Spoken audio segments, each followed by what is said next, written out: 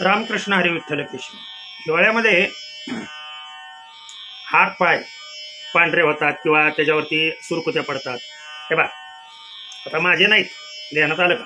माझे पूर्णपणे क्लिअर आहे, हे लक्षात आलं असेल तुमच्या. हे असे हात व्यवस्थितरित्या राहण्यासाठी, कुठल्याही प्रकारची सुरकुती त्या हातावरती न राहण्यासाठी, हे पाहताय तुम्ही किंवा चेहऱ्यावरती सुरकुती न राहण्यासाठी, शरीरावरती कुठेही पांढरं न राहण्यासाठी काय करायचं? कुठले तेल लावून आंघोळ करायची की जेणेकरून आपणाला हा प्रॉब्लेम येणार नाहीये. वास्तविक पाहता ह्या सर्व क्रिया दिवाळीतच करायच्या असतात, परंतु त्यातून जे राहिलेले त्यांच्यासाठी हे व्हिडिओ असतात माझे. किंवा तुम्ही पूर्णपणे थंडी संपेपर्यंत हे करू शकता.